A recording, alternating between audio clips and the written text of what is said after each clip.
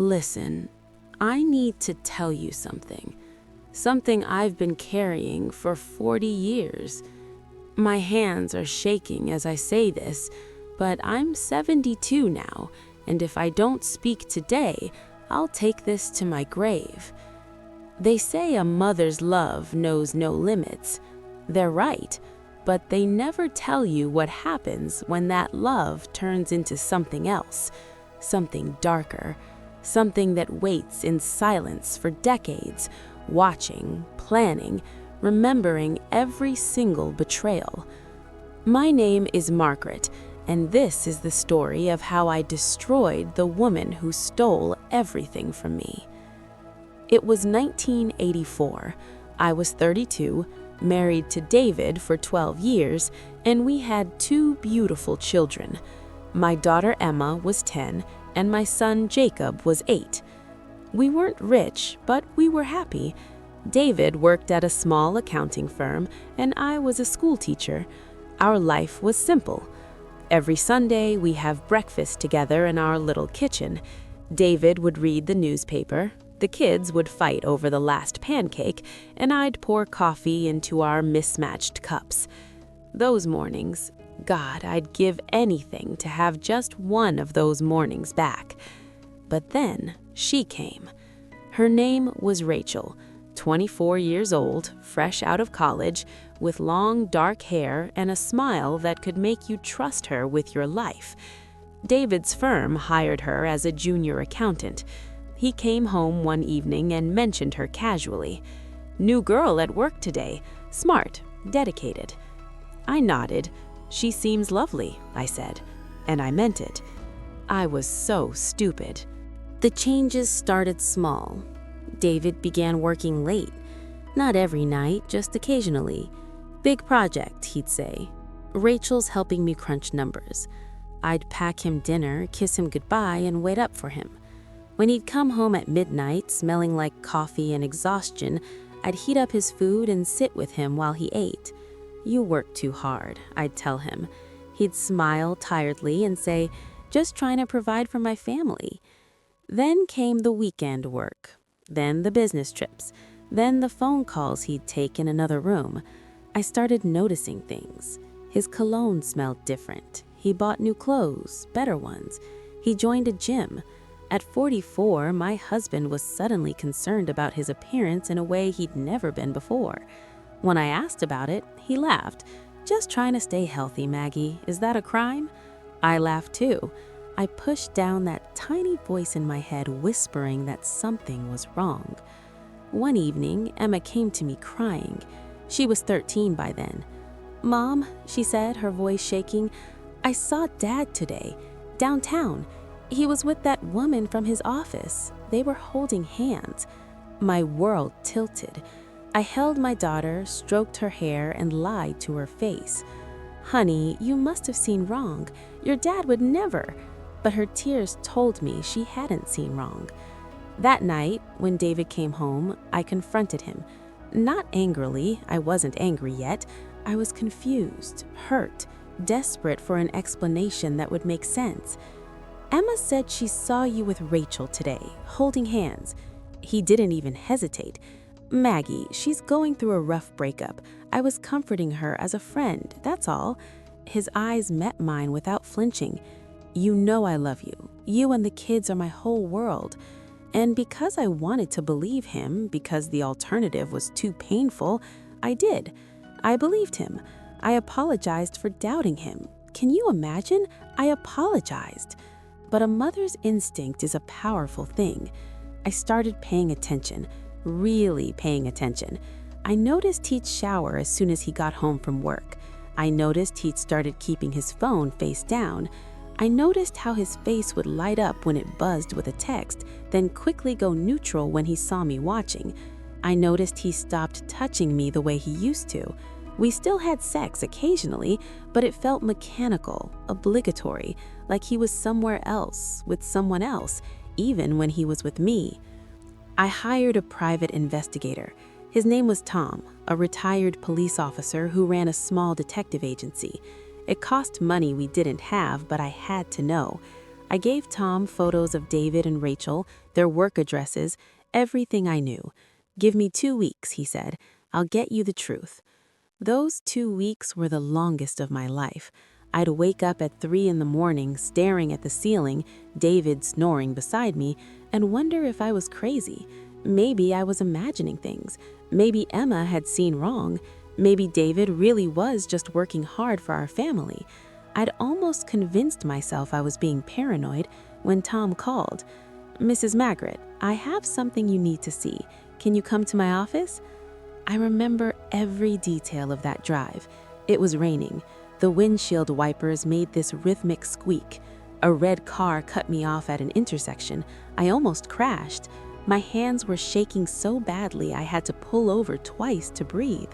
When I finally got to Tom's office, he looked at me with such pity that I knew, before he said a word, that my life was over.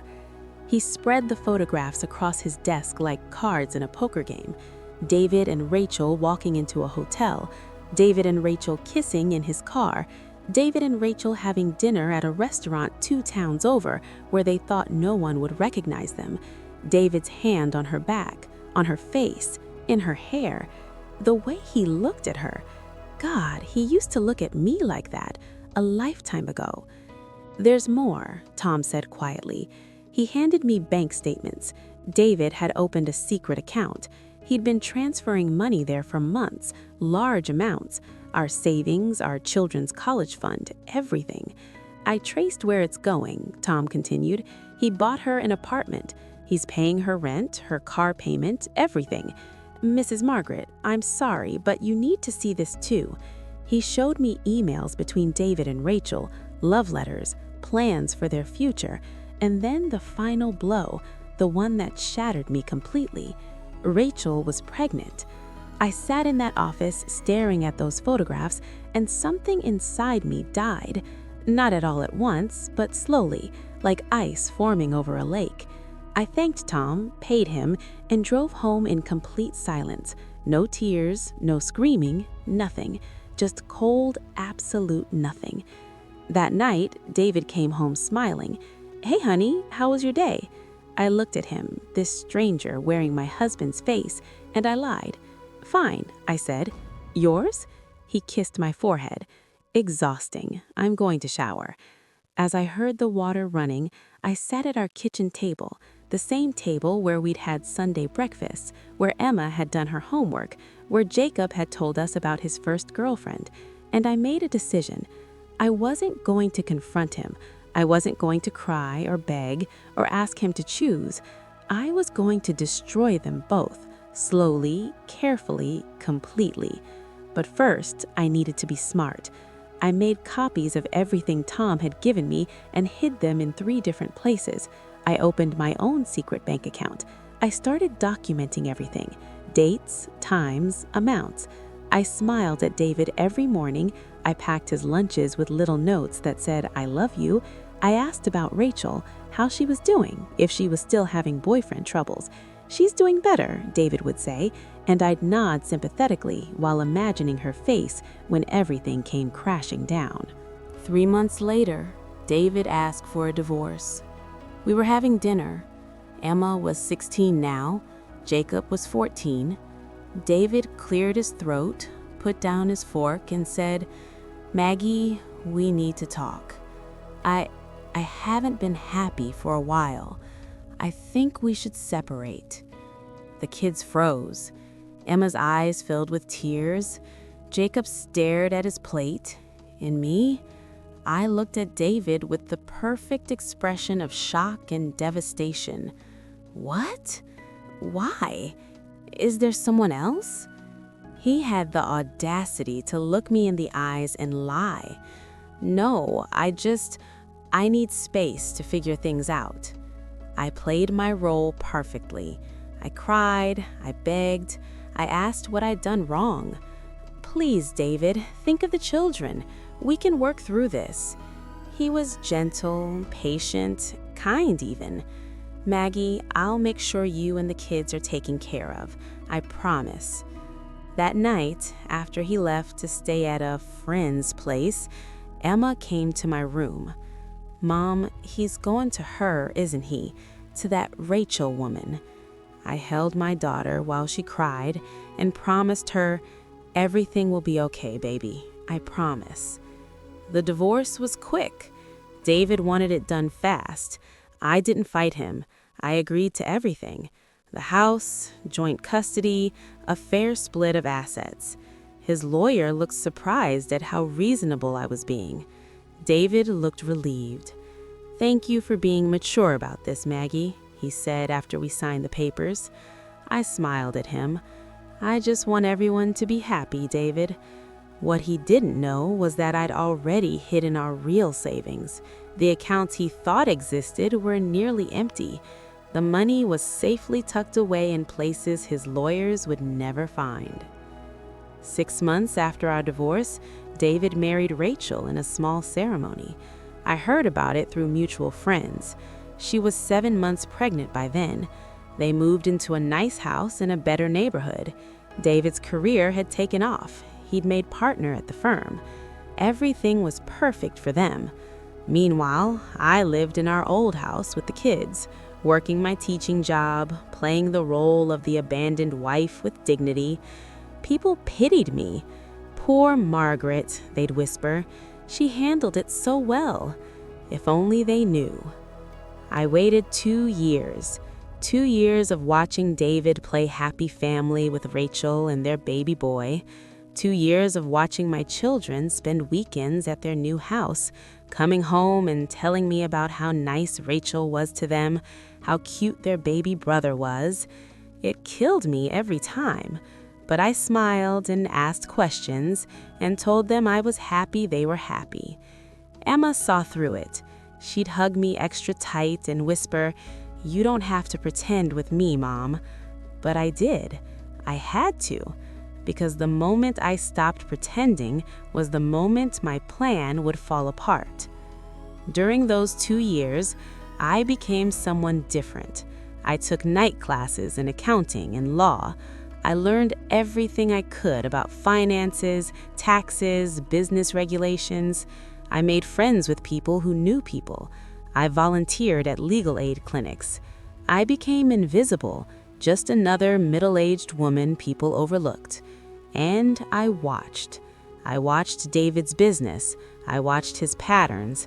I watched Rachel's spending habits, her social media posts, everything.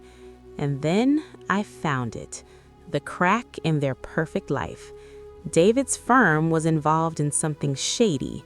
I discovered it by accident when I was helping Emma with a school project about local businesses. She'd chosen to write about her father's company. While researching, I stumbled across some irregularities in their public filings, small things, easily missed unless you knew what to look for. And because I'd spent 2 years learning exactly what to look for, I saw it. Tax evasion, embezzlement, fraud. Not by the whole firm, but by David himself. He'd been cooking the books, hiding money, cheating clients. My faithful, honest David was a criminal. I spent 6 months gathering evidence. I hacked into his email, not with computers, I wasn't that savvy, but the old-fashioned way. I knew his passwords. Even after all those years, he still used the same ones. Our anniversary date, Emma's birthday. I found everything. Forged documents, secret accounts, stolen client funds. Millions of dollars. And Rachel knew. The emails between them proved it. She wasn't just his wife, she was his accomplice. They'd been planning this for years, maybe even before they got together. Maybe that's why she targeted him in the first place. That realization hurt worse than the affair. It meant everything had been a lie from the beginning. Rachel hadn't stolen David from me. They'd used each other, and I was collateral damage. Their love story was built on greed and crime, and my family had been destroyed for money. Now I was angry. I reported them anonymously to the IRS, the State Bar Association, and the FBI. I sent copies of every document, every email, every transaction. I made sure it was airtight. Then I waited. The investigation took 8 months.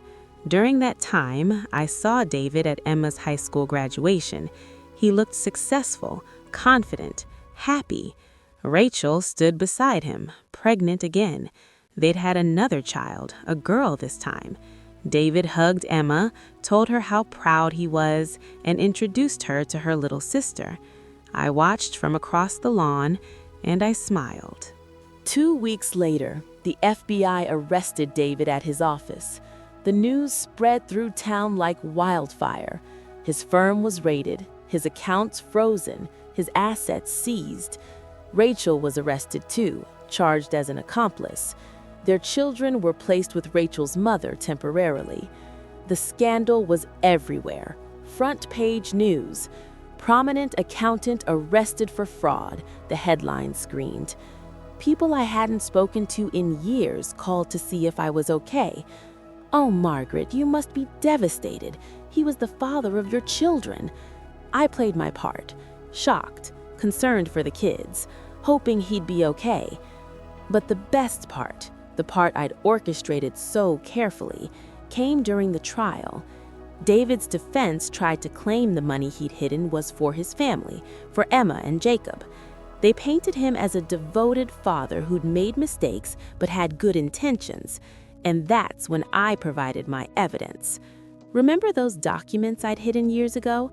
The proof of his secret accounts during our marriage, the money he'd stolen from our children's college fund to buy Rachel's apartment? I gave it all to the prosecution. The jury heard how David had been stealing from his own family for years, how he'd left his wife and children with almost nothing while funding his mistress's lifestyle, how he'd prioritized his affair over his children's future. Emma testified too. She told the court about seeing her father with Rachel while he was still married to me, how he'd lied to her face, how he'd gaslit a 13-year-old girl into doubting what she'd seen with her own eyes. Jacob, 24 now and a college graduate, talked about how his father had promised to pay for his education, then left him with student loans because the college fund was empty. David got 15 years. Rachel got 7. Their children, those innocent babies, went to foster care because Rachel's mother couldn't handle 3 kids. That part I didn't expect. It bothered me. Those children hadn't done anything wrong. For a moment, just a brief moment, I considered reaching out, offering to help. But then I remembered Emma's tears, Jacob's anger, all those years I'd spent alone while they played house with stolen money. The day David was sentenced, I sat in the courtroom's back row. When the judge read the verdict, David turned around, scanning the crowd. His eyes found mine, and in that moment, he knew. I saw the realization hit him. His face went pale. He mouthed one word, "You?" I smiled, just a small smile. Then I stood up and walked out. That was 10 years ago. I'm 72 now. Emma's 42 with 3 kids of her own. Jacob is 40 with twin daughters. They both have good lives, good marriages. They've forgiven me for what I did. Or maybe they haven't and they're just too kind to say it. Emma once asked me, "Mom, was it worth it? All that revenge?" I didn't answer her then. I'm not sure I can answer her now. David got out of prison 3 years ago. He's 67, working as a grocery store clerk, living in a tiny apartment. I saw him once from across the street. He looked old, broken, defeated, everything I'd wanted him to be. But I didn't feel the satisfaction I thought I would. I just felt tired. Rachel died 2 years into her sentence, cancer. Their kids, grown now, want nothing to do with David. I heard through Emma that he tried to reach out to them, but they refused to see him. Sometimes, late at night, I think about that Christmas party in 1984. I think about shaking Rachel's hand, about trusting her smile. I think about all the small moments I missed, all the signs I ignored because I wanted to believe my life was safe. And I wonder, if I could go back, knowing everything I know now, would I do it differently? Would I have fought for my marriage? Would I have forgiven David? Would I have let them get away with it and just moved on with my life? I don't know. All I know is that revenge is a strange thing. It keeps you alive when you want to die. It gives you purpose when everything else is gone. It makes you feel powerful when you're powerless. But when it's finally over, when you've won, you realize you've spent decades of your life focused on destroying someone else instead of building something new for yourself. I got my revenge. I destroyed them completely. But in the process, I turned myself into someone I barely recognize. Someone cold, someone calculating, someone capable of watching children suffer as collateral damage. Is that who I wanted to become? I don't think so, but it's who I am now. They say a mother's love knows no limits. They're right, but they never mention that a mother's hate has no limits either. And maybe that's the real story here. Not that I got my revenge, but that in getting it, I lost something I can never get back. Maybe I lost myself. Maybe that was the price. Was it worth it? Ask me tomorrow. Ask me next year. Ask me on my deathbed. The answer might change every time. Today, right now, sitting in my quiet house with photos of my grandchildren on the walls and the weight of 40 years pressing on my chest, I honestly don't know. But I do know this. David took my life, my trust, my family, and my future, and I made sure he paid for every single piece of it. Whether that makes me strong or broken, righteous or monstrous, I'll leave for you to decide. My name is Margaret. I'm 72 years old, and this is my story of revenge.